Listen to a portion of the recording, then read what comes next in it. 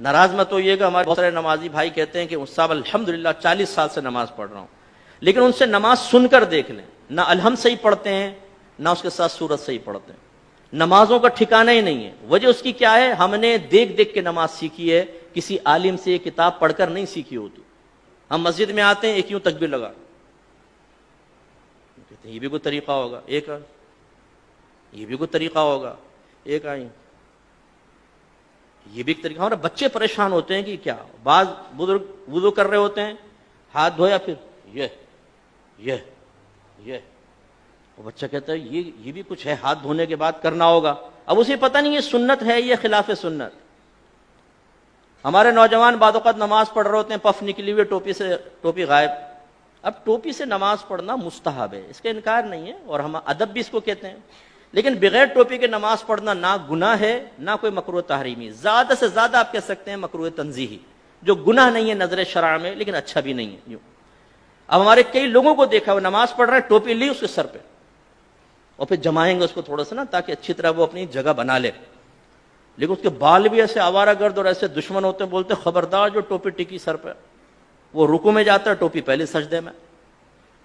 یہاں تک میں نے دیکھا ہے نوجوان سجدے میں گیا تو اس کو سجدے میں اس کے وہ جیسے نٹ کس رہے ہیں اس کے سر کے اوپر۔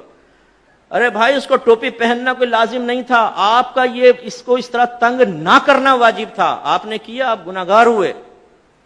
سرکار نے تو نمازی کے آگے سے ایک قدم بڑھنا منع فرمایا، آپ پوری تباہ زمائی کر رہے ہیں اس کے سر کے اوپر ٹوپی لگانے کے سلسلے میں۔ ایسی بیٹا آنکھیں بند کر کے نماز نہیں پڑھتے ہیں، آنکھیں کھول کر پڑھتے ہیں۔ حالانکہ فقہ نے واضح لکھا ہے کہ اگر آنکھیں بند کر کے خشوع و خضوع زیادہ ہوتا ہے تو مستحب ہے کہ آنکھیں بند کر کے نماز پڑھے، اور اگر آنکھیں کھول کر نماز پڑھنے سے خشوع و خضوع آتا ہے، دنیاوی خیالات سے نجات پاتے ہیں، تو آنکھیں کھول کر پڑھنا مستحب ہے۔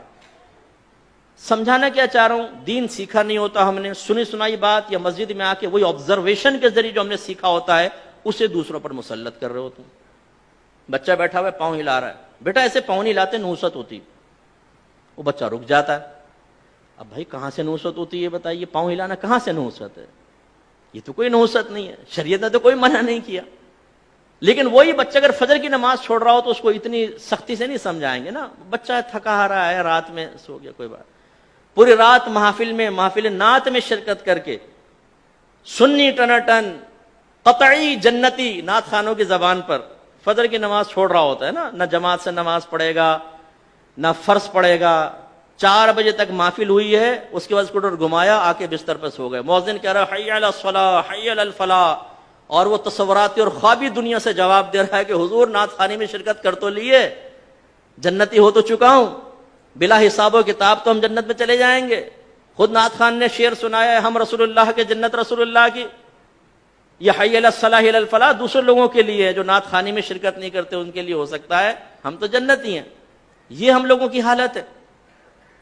تو خلاصہ کلام یہ ہے کہ دین آپ سیکھیے۔ میں نے الحمدللہ بالغان کا بہت مدرسہ پڑھایا، نمازیں سنیں کوئی ٹھکانہ نہیں، سبحان رب الاعلی، التحیات، حالانکہ صحیح لفظ ہے التحیات، التحیات نہیں، اسی طرح صحیح لفظ ہے رب اجعلنی، اور اکثر کیا پڑھیں گے ربی جعلنی، ربی جعلنی، غلط ہے، یہ اصل میں اجعل صیغہ امر کا، ربی کو با کو جیم سے ملائیں گے حمزہ وصلی گر جائے گا، رب اجعلنی، رب اجعلنی، لیکن ربی جعلنی۔ تو یہ کیوں ہوتا ہے؟ آپ میں سے بہت سو ہو سکتا ہے کتاب دیکھ کر بھی سیکھا ہو، لیکن آج سے 35 سال پہلے 40 سال پہلے، اب وہ بیچ میں جو غلطی آئی وہ پختہ ہوتی چلی گئی، بتائیے نہیں۔ اس لیے ناراض مت ہوئیے گا، آپ میرے بزرگ ہیں، میرے بڑے ہیں، جو بزرگ بیٹھے ہوئے جو ہم عمر ہیں اور جو چھوٹے ہیں وہ بچے ہیں، لیکن ایک دفعہ اپنی نماز کسی قاری صاحب کو سنا دیں۔ پہلی بات تو یہ کہ جس کو ڈر ہوگا نا، خوف کہ میں پھنسوں گا، وہ سنائے گا ہی نہیں، وہ کہے گا مفتی صاحب نے ٹھیک کہا لیکن اللہ کی رحمت بہت بڑی، اللہ معاف کرنے والا ہے۔ بھائی اللہ تعالیٰ رحمان ہے، رحیم ہے، لیکن وہ قہار و جبار بھی تو ہے۔ اس کی قہاریت اور جباریت کو فراموش کر کے صرف رحمانیت پہ نگاہ کرنا یہ نبیوں کا طریقہ نہیں ہے۔